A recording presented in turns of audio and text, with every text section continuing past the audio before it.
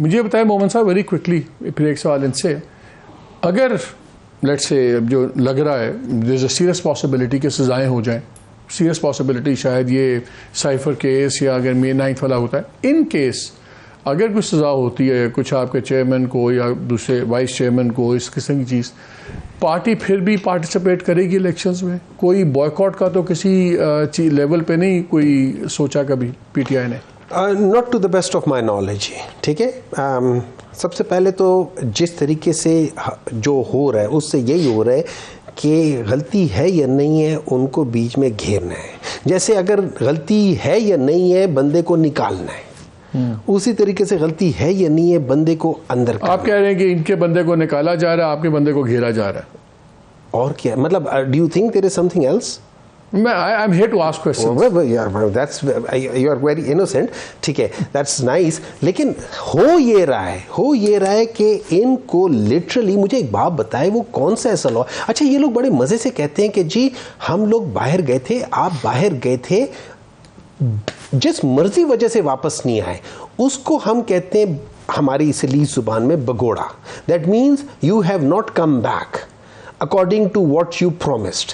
अब उसका जो प्रोसीजर है वो ये है कि आप जरूर बिस्मिल्लाह, किसी को एतराज नहीं वापस आने में, लेकिन वापस आके आपको जेल में जाना है पहले। प्रोसीजर ये है, लॉ ये है। उस जेल नहीं, वो बेल मिल नहीं सकती, वो बेल मिल, अगर ये बेल मिल गई, ये प्रेसिडेंट एक नया प्रेसिडेंट, ये प्रेसिडेंट नहीं होगा। देखिए, मियां साहब का जाना भी एक प्रेसिडेंट था, मियां साहब खुद एक प्रेसिडेंट हैं कि जो नॉन क्या पॉलिटिकल party basis पे he is the only person who came into power. He is the only party which came is him. मुसद्दक साहब ये बताएं, एक बड़ी इंटरेस्टिंग बात की शाह साहब ने, नवीद कबर साहब ने, उन्होंने कहा कि आप मियां साहब 3 टाइम प्राइम मिनिस्टर हैं, प्रॉबली लार्जेस्ट पॉलिटिकल पार्टी से आप लोगों की इस मौजूदा हालात में नज़र आ रही है सब कुछ। उनको एक तासुर बिल्कुल नहीं बनना चाहिए कि वो निज़ाम के बेनिफिशरी हैं। क्या कर सकते हैं तासुर ज़ायल करने के लिए? बिकॉज अभी तक तो जो चीज़ें हो रही हैं उससे तो इम्प्रेशन स्ट्रेंथन हो रहा है कि निज़ाम की स्ट्रेंथ पे आ रहे हैं। देखिए, कल परसों बेल अदालत में लगी है, बेल सामने आ जाएगी। हम तो ऐसा नहीं कर रहे हैं, ना कोई ऐसा तासुर है। अभी इनने बहुत सी बातें की हैं। मैं समझता हूँ कि अगर हम कोशिश ये करेंगे कि उस तरह की गाली गलोच ना करें जैसी गाली गलोच पीटीआई करती थी। मैं भी यहाँ बैठ के इनके तमाम लोग जो निकले उनको भगौड़ा और इससे ज़्यादा सख्त अल्फाज इस्तेमाल कर सकता हूँ। एक खोखली जमात जिनमें से चलें, जिनको तो गायब हुए उनके पर प्रेशर पड़ा, उनकी तो एक बात हुई। जो आधे लोग बगैर प्रेशर के जिस दिन हुआ 9 मई उसके 48 घंटे के अंदर अंदर जाके इस्तेहकाम पार्टी के अंदर बैठ गए थे, वो क्या थे? खुद ही नाम तजवीज़ करते हैं। मेरे लिए तो मुनासिब नहीं कि मैं इस तरह के अल्फाज इस्तेमाल करूं। तो अल्फाज तो बड़े सख्त इस्तेमाल किए जा सकते हैं। जो आपकी पार्टी की खोखली हैसियत है वो तो सामने आ गई। आपने तो लोगों को, राना सनाउल्लाह को मौत की काल कोठरी में डाल दिया, हेरोइन डाल के उसके ऊपर, जिसकी सज़ा मौत है, तो वो फिर भी नहीं टूटा। उसने तो कोई बयान नहीं दिया। आपने हर बंदे को, ख्वाजा साद रफ़ीक को 3 साल 2.5 साल जेल रखा, उसके भाई को 2-2.5 साल जेल रखा, ख्वाजा आसिफ को जेल रखा, कामरान माइकल को जेल रखा, एहसन इकबाल को जेल, कोई नहीं टूटा। किसी ने आके नहीं दिया। शाहिद खाकान को रखा, मिफ्ता को रखा, किसी ने आके बयान नहीं दिया।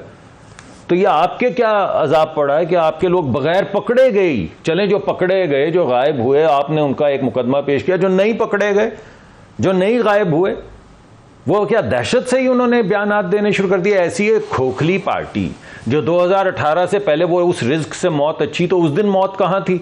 जब ये असद उमर साहब जाके मीटिंगें कर रहे थे और पार्टी बन रही थी और लोग टूट के आ रहे थे, उस दिन मौत कहाँ थी? उस दिन रिस्क ही रिस्क नजर आता था, खुदाई रिस्क नजर आ रहा था। उस दिन मौत नजर नहीं आ रही थी, मौत सिर्फ बाद में नजर आई है। तो ये जो आपने धमा चौकड़ी मचाई है, उसके कॉन्सिक्वेंस आपको अगर बेयर करने की वक्त पड़ रहा है, आप उठा के लोगों के मुजस्मे, शहीदों के पैंट के ठुड्डे मार रहे हैं। आपके बयानात वहां पे, आपके लीडरान के रिकॉर्डेड बयानात है, खड़े होकर फेसबुक के ऊपर खुद लगा रहे हैं। तो आज आप भाग रहे हैं उससे। अब आप कह रहे हैं 2:15 हुए थे, वो 2:17 पे हुआ था, तो वो बयानात क्या थे? वो जो वुल्फ विस्लिंग की जा रही थी, वो वुल्फ विस्लिंग क्या थी? इस वजह से ऐसी सख्त बातें छोड़ें। मुल्क को आगे बढ़ना है, अगर आगे बढ़ना है तो थोड़ी सी हीलिंग की ज़रूरत है। हमें टेम्परेचर कम करना है, आपको टेम्परेचर कम करना है।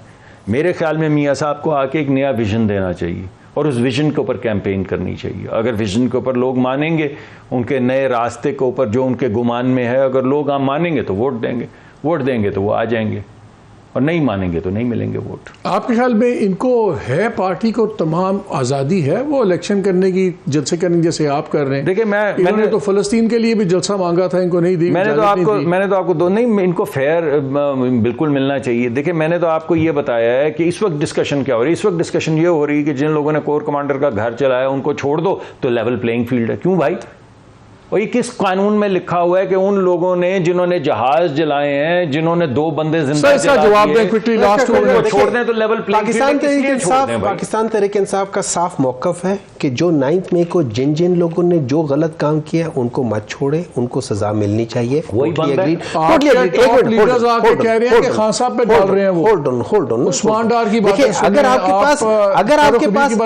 आपके पास प्रूफ्स हैं, कहने में और प्रूफ्स होने में बड़ा फर्क है। आपके पास प्रूफ है, जरूर करें। अगर आपके पास प्रूफ नहीं है, मत करें। Number 2, that does not mean कि अगर मेरे ऊपर कुछ नहीं है और मैं इलेक्शन कैंपेन करना चाहता हूं, या मैं बाहर जाना चाहता हूं, या मैं कुछ कहना चाहता हूं, आप मुझे भी अंदर आप कह रहे कलेक्टिव पनिशमेंट ना दें। आप पार्टी को तो नहीं उसमें करें ना। हो रही है सर, क्यों नहीं हो रही है? आपको लाहौर में 21 अक्टूबर को जलसे की इजाजत दे रही है, पाकिस्तान तहरीक इंसाफ को इजाजत नहीं मिल रही।